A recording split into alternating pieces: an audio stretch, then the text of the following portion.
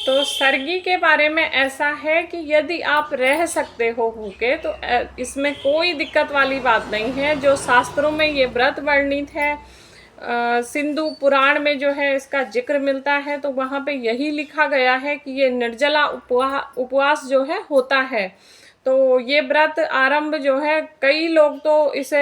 मतलब अगली रात्रि से ही कर लेते हैं, अगली रात्रि को ही सात्विक भोजन लोग करते हैं और सुबह जो है 4 बजे से नहा धोकर बिल्कुल ही अपना निर्जला उपवास शुरू कर देते हैं और जब वो चंद्र देवता को अर्घ देते हैं उसके बाद ही वो जल ग्रहण करते हैं और अपना व्रत जो है खोलते हैं।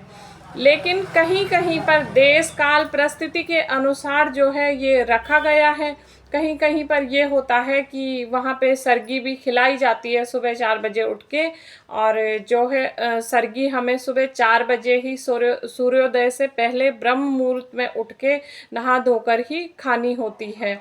तो ये नियम इसलिए बनाए गए हैं ताकि कभी कोई बीमार है या कभी कोई गर्भवती स्त्री है तो उसको परेशानी ना हो, क्योंकि कभी क्या होता है ना कि गर्भ में बच्चा रहता है तो माँ तो भले भूखी रह जाएगी लेकिन उस बच्चे को गर्भ के अंदर बहुत परेशानी होती है। तो इसलिए ये नियम बनाए गए हैं कि आप जो है सरगी खा सकते हो। तो जिन बहनों के ने शुरुआत करने हैं व्रतों की, वो जो है कुछ मीठा खा के, कुछ सरगी अवश्य खा के व्रतों की शुरुआत कर सकती है। और माँ करवा से आप प्रार्थना कीजिए कि हे माँ करवा, आगे जो है आने वाले दिनों में मैं जो है आपका निर्जल उपवास करूंगी और ये मेरी शुरुआत का व्रत है, इसलिए मैं कुछ खा पी रही हूँ, क्योंकि आने वाले समय में यदि मेरे शरीर को कुछ कष्ट होता है, यदि मेरे शरीर में कुछ परेशानी होती है, तो कहते हैं कि जो शुरुआत करते हैं तो व्रत आपको उसी तरीके से, उसी नियम से करना होता है। तो ऐसी कोई बात नहीं है कि आपको सरगी जरूरी खानी ही खानी है। और जिनका मतलब जो पहले व्रत आप सरगी के साथ खाते थे और सुबह सुबह होता है, नहीं करता है 4 बजे, किसका मन करता है खाने का, तो आप यदि उसे छोड़ना चाहते हैं तो कोई दिक्कत वाली बात नहीं है। और बात करूं मैं खुद की, तो भगवान